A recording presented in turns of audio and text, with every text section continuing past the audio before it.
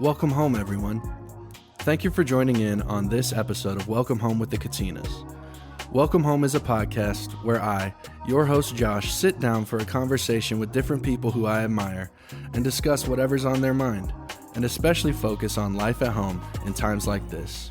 Wherever you are and however you're listening, thank you for your support, and once again, welcome home.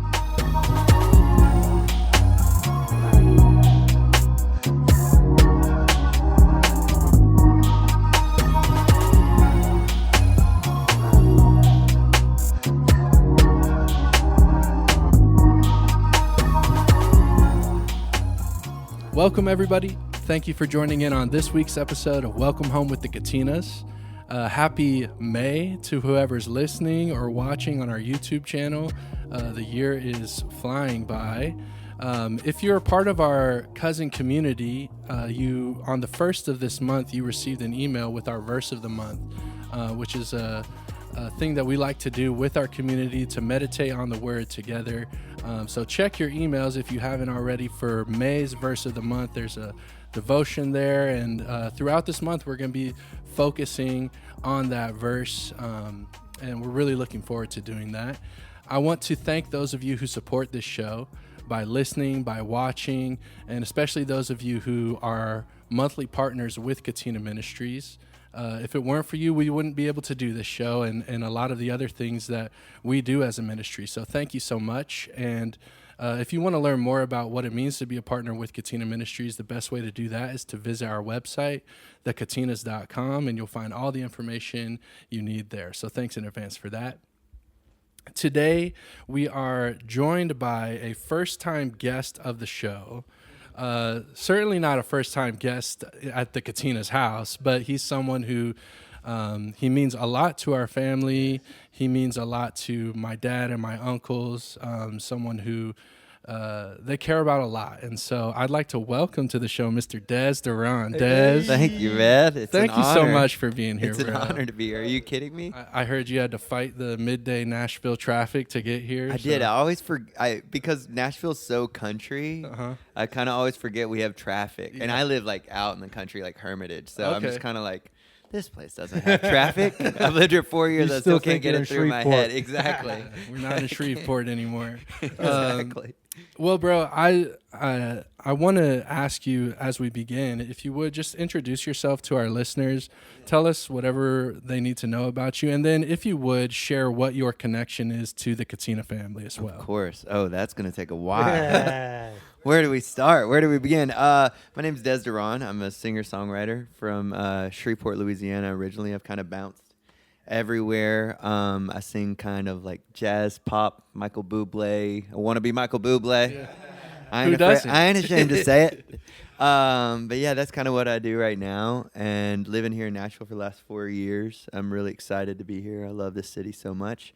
And the Katinas, I'm just the Katinas' biggest fan. Oh, that's probably just where it started, is them coming to our church, and my parents just were so in love with them, and then seeing them perform for the first time and being like, this is the most amazing thing I've ever seen in my life. Like, I'm not being hyperbolic either. It's just like I was blown away and was like, I want to be these guys. And I remember my dad giving me their record and being like, just try and sing like these guys, like try and imitate them. And I would just listen to y'all's record for hours and hours, man, that White album to start, and then moving on to every one of them, man. I was just such a fan. And then when I was 11, my dad decided that like we were going to get to be the Katinas, and like we were going to record our own record, me and my brother. And it started off just me and my brother.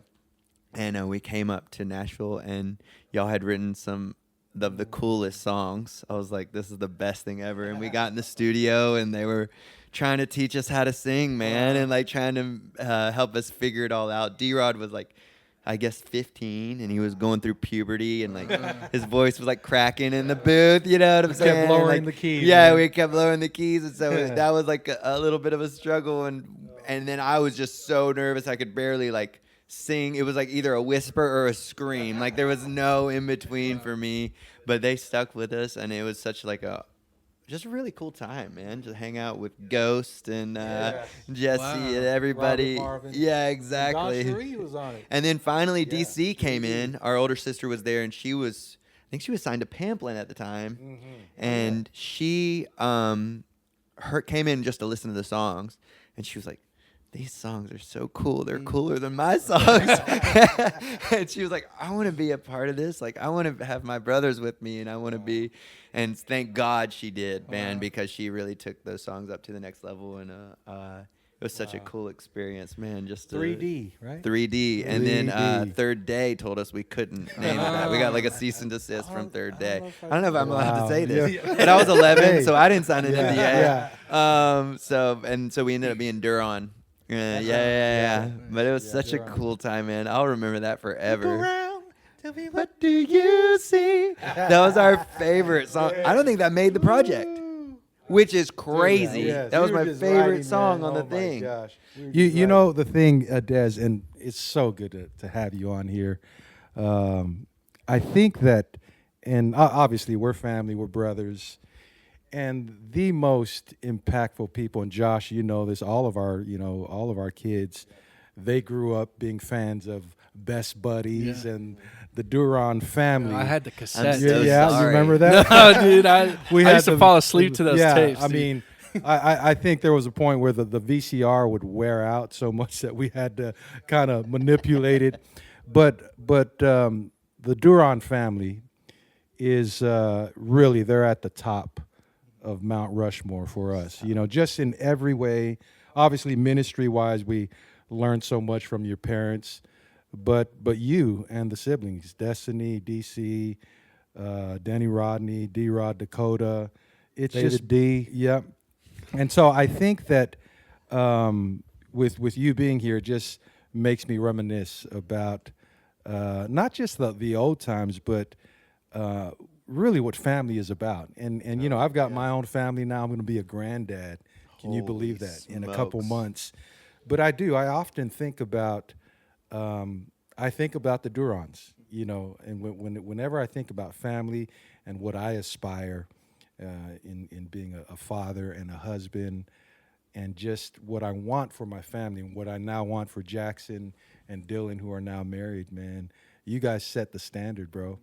And so just to see where you're at now in your journey and in your career and just all the opportunities that are coming your way, man, it's not a surprise. You know, we've seen it, and we you know, as they say, man, the scoreboard speaks for itself, and it's not a shocker that all of you, you know, just the whole Duron crew, how God is using you guys to still impact the world even in 2024, man.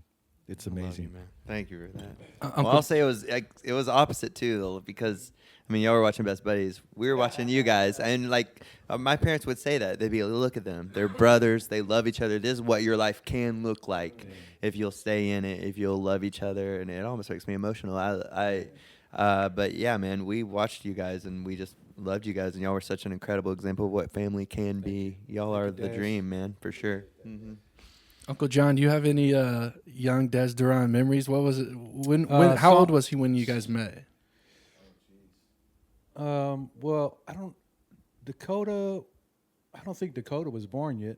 Wow. When we first met you, but then Our as we were first coming- songs of the season, Songs of which the was season. 100 years ago. Songs Yeah. of the Season was crazy. this big Christmas production that Pastor Denny and Deonza put together at the Strand Theater, right? Yeah, Was the that- Strand Theater. That was like Oh the my big God. theater in Shreve- downtown. Yes. Yeah. So Dez, man, you were in a white tuxedo. You might have been four or five. Yeah, I believe it. I think you and David D were in it, even as young as you were. So that was my Yeah. first memory of you. And I think you might have had a solo. Yeah, they get us going. They got us going fast. early, man. man. That It sounds was- familiar. Yeah, You might have been- exactly. you Let's might get have on that been, stage like, in a right now, trio. figure it out. Yeah. I think I remember you being in a trio with remember Gerard Woods. Was that I his don't name? even remember. It was man. It was you. I don't know if you guys were Three Wise Men or something. Oh, okay. Doesn't sound far off. So for we go sure. way back. Exactly, we Way go way back. back. So, Des, you're from Shreveport.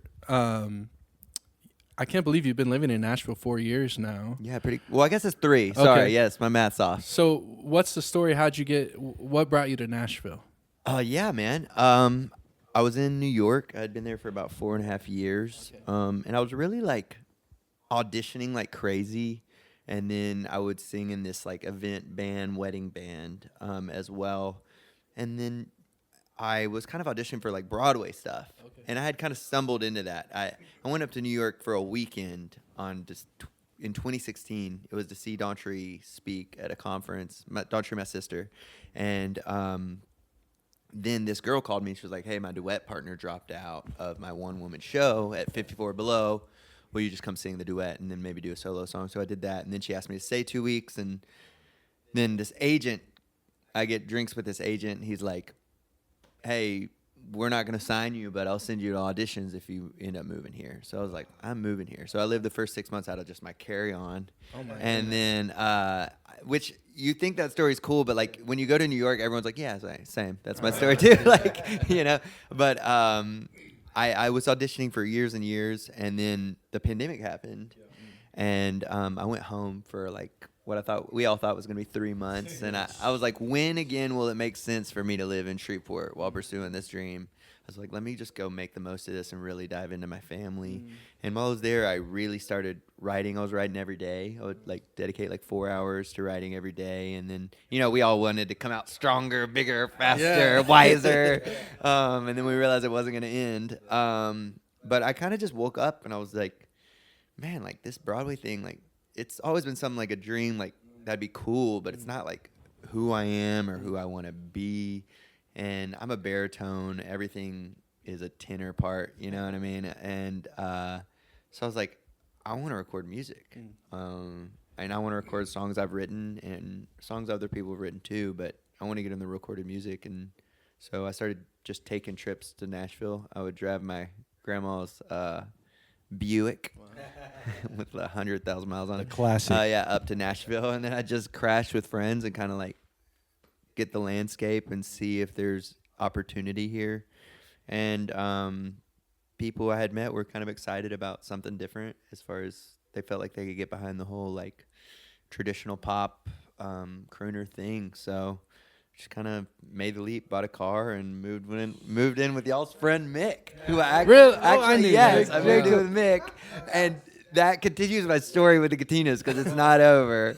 When I auditioned for The Voice, I was on The Voice twice, season 2 and 3, so like the very beginning of the show, and I auditioned for season 2, and I did not make it, and it was pretty embarrassing. The response was really great online. Like people were like, why didn't he make a team? But at the end of the day, like I dropped out of school and quit football to fall on my face. You know what I'm saying? Like I thought it was like God was gonna like honor this sacrifice I made.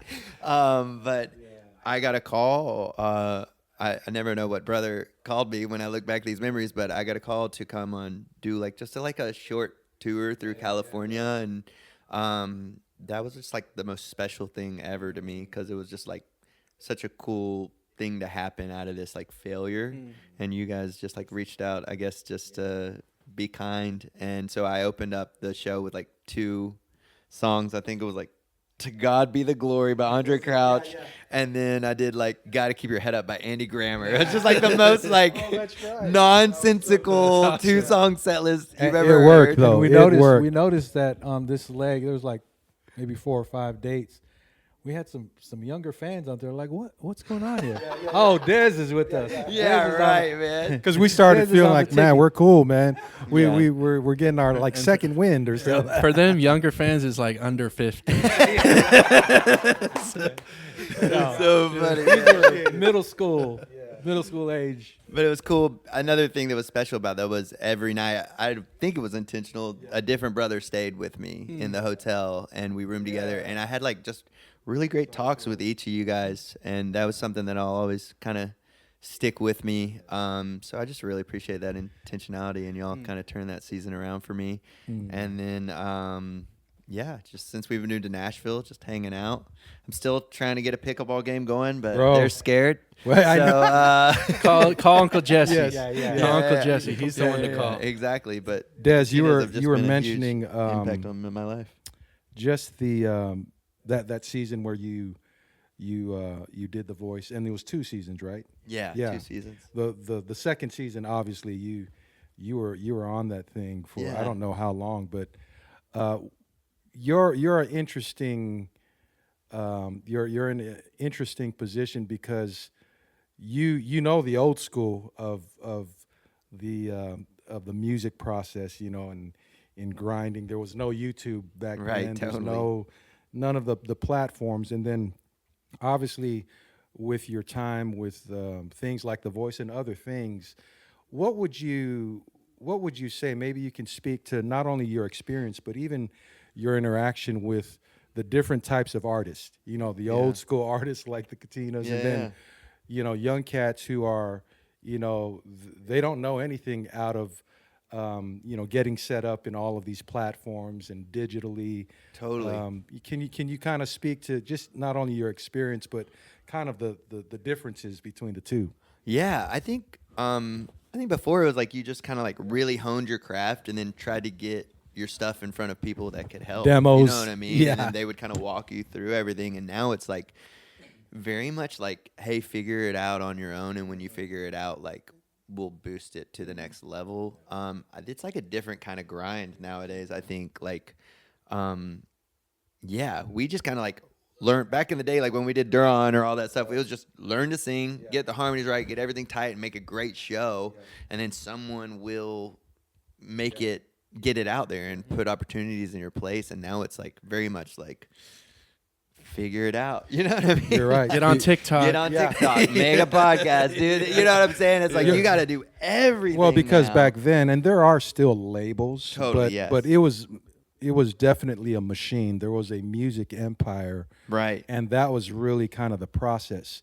And as you said, you alluded to, now because of technology and just all of the different platforms, you literally can record a whole album just on a laptop. It's true. Right? And then connections are still important, but it's very, very different. Yeah. Yeah. It's, in a lot of ways, it's like wonderful, and in other ways, it's like Yeah. overwhelming. Like there's a new platform every 2 weeks. I think with technology, it definitely benefits the independent Definitely. artist. Back then, everybody was like, "Man, I need to get signed." Right.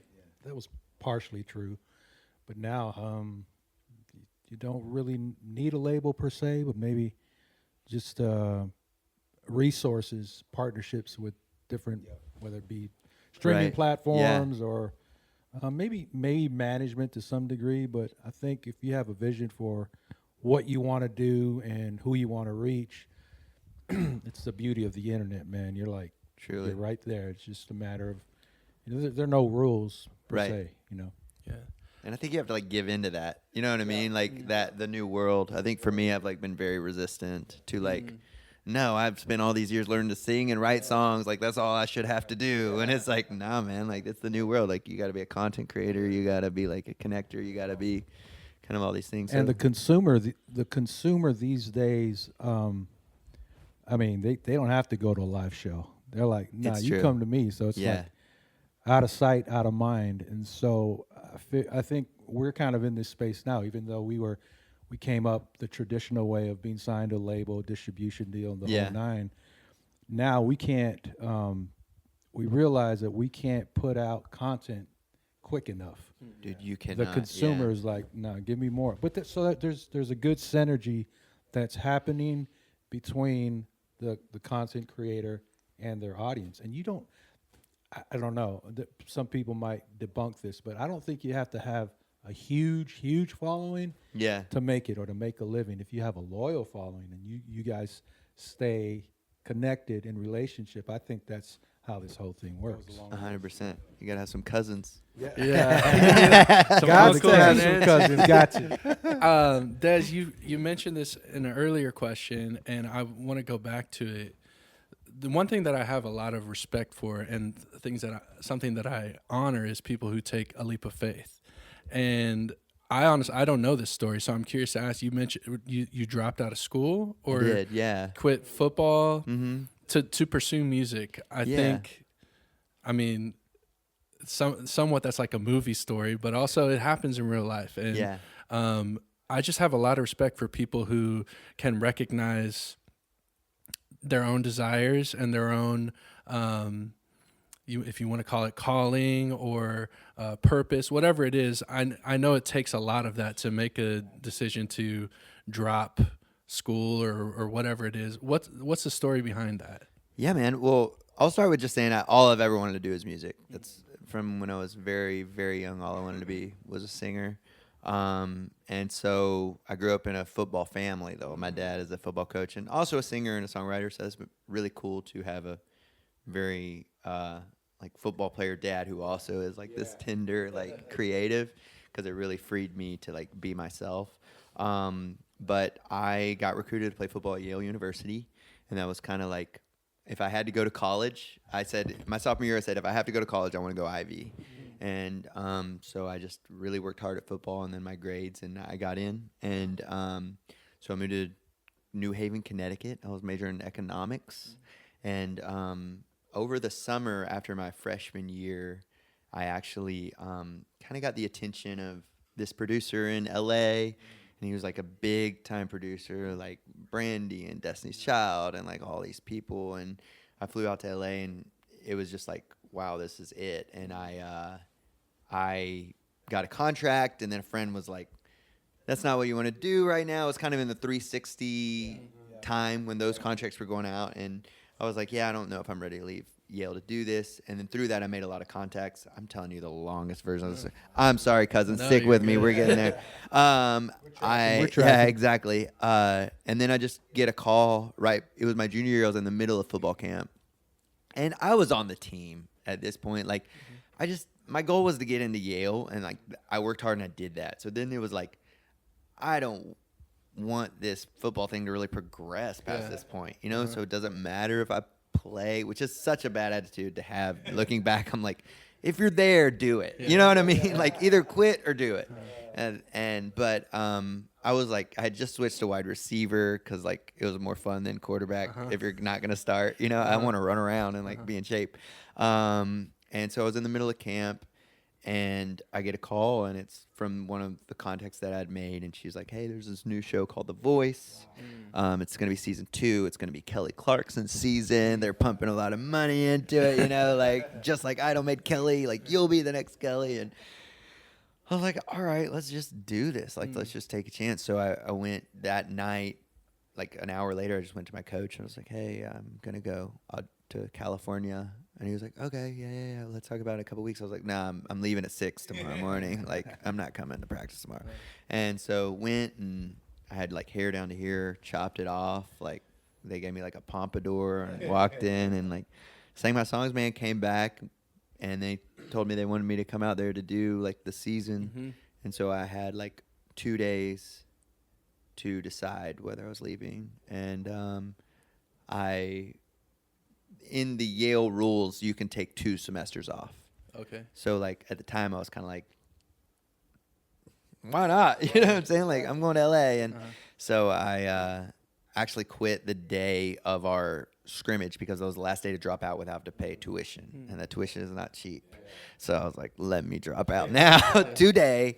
And so I went to the coach. Actually, everyone's, like, putting their pads on, and I go knock on, like, the coach's office. And head coach comes out, and I'm like, hey, man, I'm going to drop out. I'm going to go to L.A. And he's like, oh, yeah, let's talk. Go get dressed out, and then we'll talk after the game. And I was like, I don't think you understand. Like, I'm ineligible. Like, I've signed the paper. Wow. And I remember he was like, well, dang, Dez, for the sake of this body. And that's how they talk up at Yale. Exactly. And I'll be darned. Yeah, exactly. And it was actually really cool because the team found out I was saying, like, first meeting. I didn't want any of them to know, but, like, I stood up. I didn't have a fun fact. And I was like, my name's Dez Duron, and I don't. And then the coach was like, he signed a record deal when he was 11. I don't know why everyone's Southern. We're in Connecticut, but that's just the only voice I can do. So they all loved that I sang. They would have me, like, if coaches were late to a meeting, I'd, like, get up and sing. You know what I mean? Like, the team was always so supportive. So when I left, I think they were all like, yeah, like, get out of here, bro. Like, go do it. Go do your thing. But then I went out there, auditioned. I didn't make the team, but it was actually really cool. Like, people were so positive on The Voice, and they were like, bring him back, you know? And then the Katinas, I got to go on tour with the Katinas, and I kind of just stayed out there and, like, was like, I'm going to learn more about the music industry. Yeah. I was like, so I took the next semester off, and I was living with really cool guys. I was living with this producer named Andre Harris. He was part of a group called Dre and Vidal. They did like Say Yes Flowetry and like Butterflies, Michael Jackson, Caught Up, Usher, and like he was just so kind to me. He was like a really great guy, and like really taught me so much. And hey, man, it's about tone, it's about feel, it's about this, you know. And we would write together. Writers would come in and write, and it was just a really cool time to do that. The other guy who lived there was Ryan Toby from Sister Act, and I think it was City High is the name of the group. And he would like gave me like voice lessons, man, and just really pushed me. It was like football practice with him, man. It was like, you can be better, and I was like, I wanted to be better for him. Just the most talented person I've ever been around is Ryan. And then fast forward, I'm supposed to go back to school. And June rolls around, and I get a call, and it's from the casting. They're like, hey, you want to be on season 3? I was like, no, I do not. That's funny. And so I hung up the phone. hurt I didn't my say feelings the anything. first time. Exactly. Fool me once. But I kind of like just had to make a decision. My agent called me and was like, hey, they called me too. You can't keep this secret from anybody. And I kind of talked it over with my family, and they were like, whatever you want to do. Obviously, my parents kind of want me to go back to Yale, and because I would have had to officially drop out to do this season. So this was like the bigger decision. So I kind of was just like, man, this is the dream. The only reason I don't want to do it is because I'm scared. I had watched season 1, and there was a girl who didn't make it twice because they actually ran out of contestants, and she came back around and she didn't make it twice. And I was just like, So that's messing with you. yeah, I was like, how do you even have a career if you don't make it twice when they can't see you? You know what I'm saying? Like from then on out, it's just like, oh, whatever he does is because how he looks. Because when they couldn't see him, they didn't want him. So I decided to do it, man. And I got to pick my own song. I sang "Sarah Smile" by Hall & Oates, and got 3 chairs. And then we went top 8, and I've had like a lot of opportunities that have come out of it since then. When you made that decision to really drop out of Yale, did it feel like a heavy decision? Like, because I mean, I don't know everything, but I feel like that's a defining moment in your life. Like your life could be completely different if you had stayed at Yale. When you made the decision though, did you feel the weight of that? I think I've felt the weight of it for years. You know what I mean? Because the story isn't like happily ever after when you get 3 chairs. Like that's the start. Anyone who's been on The Voice knows like it doesn't make your life on any level. It's opened a lot of doors, and still opens a lot of doors, which is really cool, and created like a string of performances that I can send people and go like, hey, I can sing. You know what I mean? But I think for me, it's always been about like having to come back and go, it doesn't matter if it was the right decision. I have to make it the right decision. So now I have to like work really hard to go, okay, that was the right decision. I'm going to make this the right decision. I'm going to make it work. So, I mean, there have been sleepless nights, man, where I'm like, man, an econ degree from Yale sounds real nice right now. But at the end of the day, I still have good buddies from that experience, and I didn't want to be an investment banker, and I didn't want to be another 6 figures in debt with school loans. These are the things I say to make myself feel better. No, but I think just like, I think it's like they talk about like skydiving, like the hardest part is just jumping out of the plane. And I think once the decision's made, if you can just like stay forward and go like, decision's made, like I have to make this the right decision, it gets a lot easier. Well, I want you to know, I really honor just you being true to yourself and listening to the desires of your own heart for making that decision. I think everyone is in their lives are faced with different forks in the road where things can go one way or another, and it's a foggy road. You don't know what's down it, but sometimes you just have to make that decision. And I'll always respect and honor people who are able to do that for themselves. Thank you, man. Yeah, we talked, before we got on set, just about some things that are kind of that are brewing for you. And I told you, man, that I'm so just proud of you, but I'm inspired by I think you talked a little bit about that, Josh, your discipline, your focus, with all the different places you've had to live, the different experiences, and to still do it and to see that you still got joy to create music and to present your music is awesome. Because we've heard the other stories of people just like, I'm just gonna go do something easy because I'm tired of grinding. So I appreciate you, and I'm so proud of you for not giving up. Thank you, man. I appreciate it. Could you share with us, because I know there's a lot of people who move to Nashville, singer-songwriters. There's a few of them. There's a lot of people come here with dreams, and that's great. But I'm curious to ask someone who's really doing it, what's like the part of the grind in Nashville that maybe surprised you, or you weren't expecting, or maybe weren't ready for, if there is any? Man, I will say I don't know if I'm like in the Nashville grind. I probably should be more. I'm writing with friends and whoever wants to write with me. I really came to Nashville like at ground zero in my mind. Kind of like, who wants to work with a dude who was on The Voice 8 years ago? I've got songs and I've got money I've saved. And I'm going to make this happen. Like, that's just kind of was my mentality. So I didn't come here expecting a lot of open doors. I didn't come here expecting a lot of excitement. I've gotten some from people who love me as a person, and now recently gotten more. And it's been kind of like a slow grind.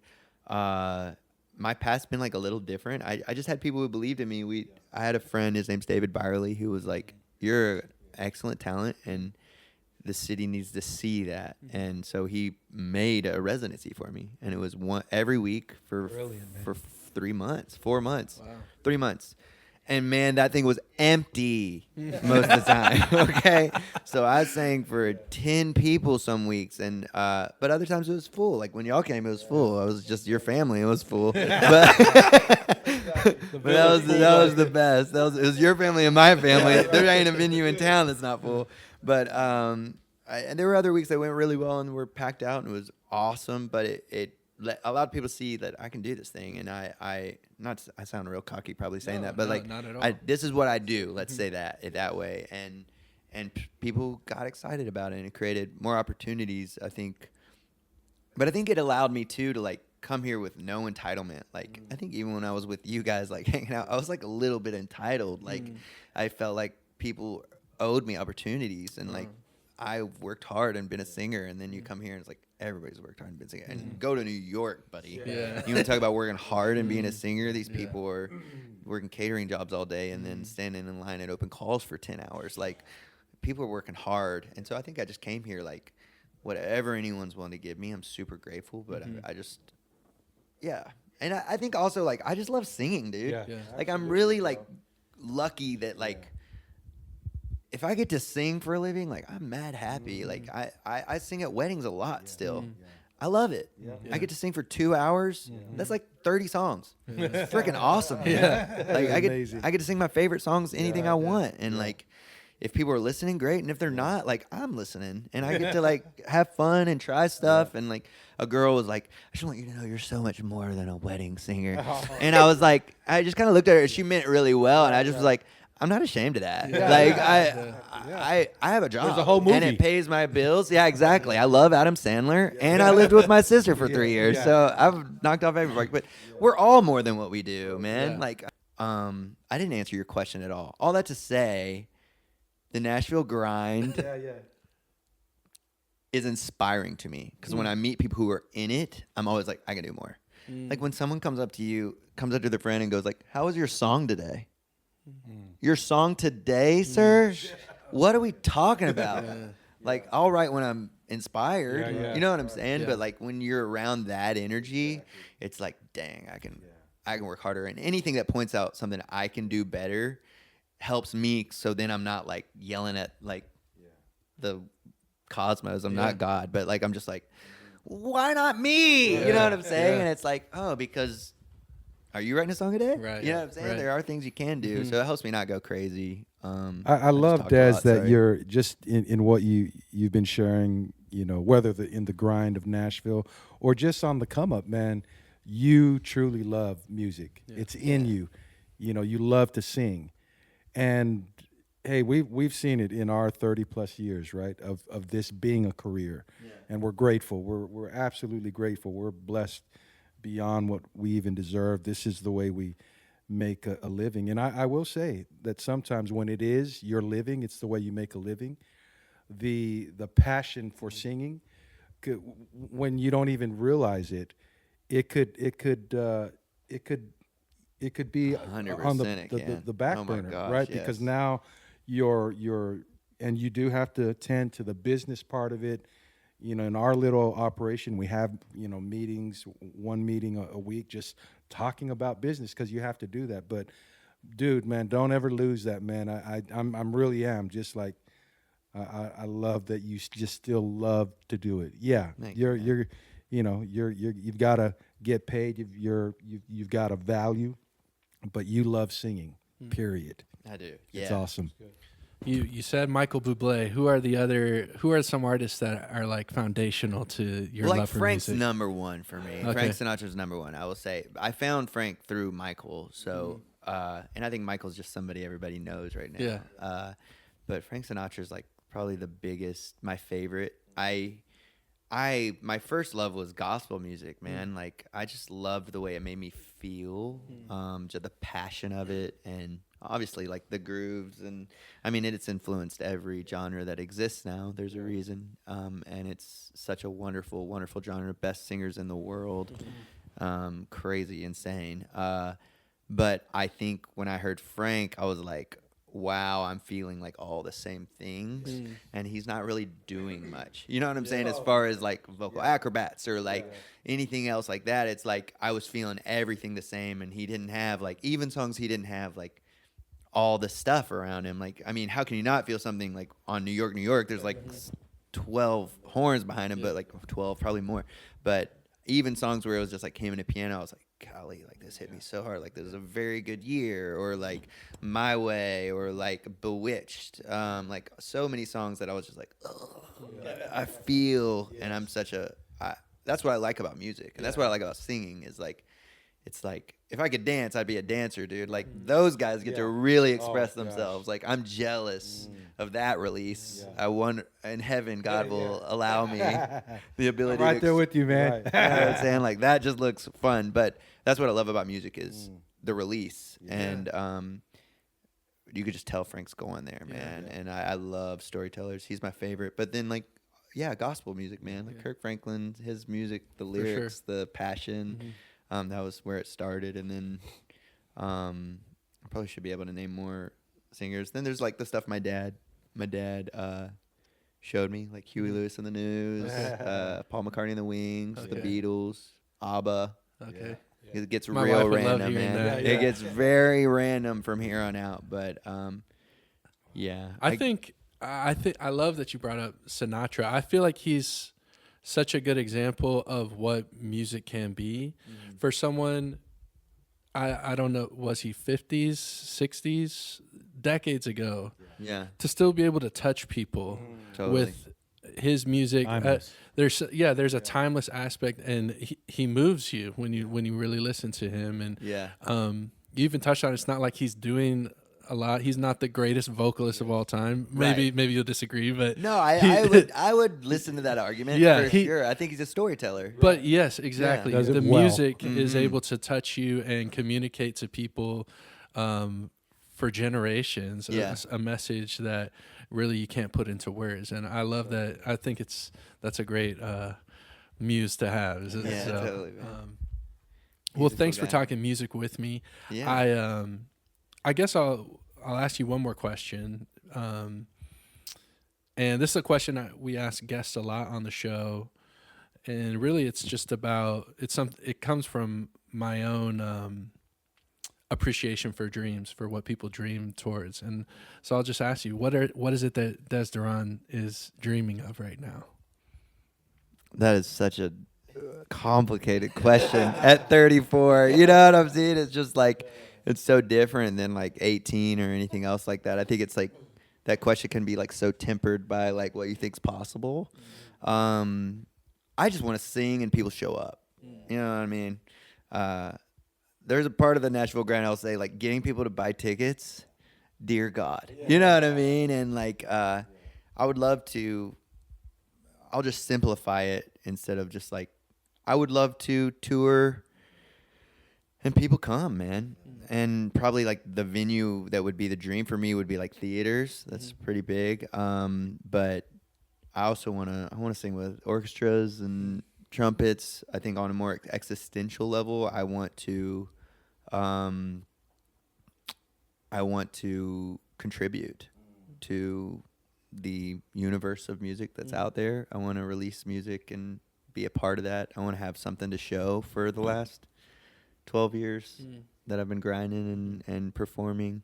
So yeah, it's probably like my dream as far as career stuff goes. Yeah. That's awesome. There's a book I read last year called The Creative Act by Rick Rubin. I'm reading that right now. Are you really? I love the formatting. Oh, yeah. It really keeps your attention. Yeah, It's like a Proverbs. Yeah, he's awesome. The book, I don't know if you've gotten to this part, but there's one thing that stuck with me from the book is he talks about the job of the artist, the job of the creator is to make something and then put it out there. Yeah. That is success. To Rick Rubin, one of the greatest producers of our generation, is make something and put it out there. Once it's out of your hands, it's out of your control. It's not. That's not your job. Yeah. And I think, to me, that really spoke to me. Just knowing that, I think as artists, a lot of times it's easy to only think about the audience. Which is an important part, but in a way that's out of our control. Yeah. It's out of your control, and it's your obligations to the artist, yourself. And so real. I think that part of your dream to put stuff out there and let people hear it, I think that is an honorable dream, and that's what the artist does. Thank you, man. Yeah. I'm trying to get there. I think like I am very much like I love singing and like forget y'all in this moment that I am having fun and but I think when it comes to like recording stuff or like even the internet, that's what I've been trying to, it's been hard for me to like put it out and then it's like doesn't feel like it's mine anymore. You know what I'm saying? It almost feels like there's a comment section and people can have opinions and there exists and they're there and that's been a real struggle for me. But yeah, I mean at the end of the day, like if you're not making art and releasing it, like then like what are you doing? You know what I mean? You're not an artist. So maybe that's me like trying to transition from being a singer to like an artist. But yeah, that's definitely like a challenge, man, for me right now. I released my first single next month.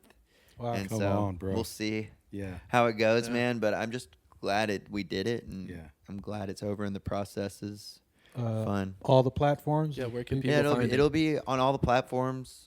Hopefully YouTube as well. We're trying to figure out what a video looks like with no budget. But Hey, some of those are doable, man. Those connect really well with people. Exactly. So it's called Let's Just Call It Love. Let's go. It's a ballad. I kind of been really looking for like production partners, and it's just been like a little bit of a struggle because it is such a kind of strange space musically. And so finally just kind of got with a friend and we were like, let's just produce this ourselves. It's a ballad. All you need is a piano player and some strings. Yeah. So we did that. And it ended up being really beautiful, man, and kind of taught me a lot about just Can't wait to hear it. figuring it Where out. Can you have any shows here in the Nashville area that people can come and see you live? At Anzi Blue. In Hillsborough Village. It's right across the street from the Belcourt Theater. I think that's what it's called. Yep. I'm new to Nashville, only 3 years. But I think we're doing May 16th. It's this Thursday, and then May 16th, and then June 20th. Nice. Awesome. Yeah, man. Well, Dez, I wanted to say this, and I loved your honesty in answering the question, what are your dreams for the future? But I just feel like I need to say this to you, that you're living your dream right now, man. You're living it out, and yes, there's layers to it, and there's phases, and I believe that when you were talking about just you got to make the decision and make it right. That's all a part of the journey, man. But I love seeing you living your dream, man. Thank you, man. I love you. Thank you. Love you, bro. Des, bro, you are welcome back on the show anytime, man. I don't have anything else to say, man. You got it all. No, I really appreciate your time, and it's always a treat getting to be with you. So thanks so much. Thank you, man. Yep. I had a blast. To those of you listening, thank you for tuning in. We'll be back with more episodes soon. Have a great day.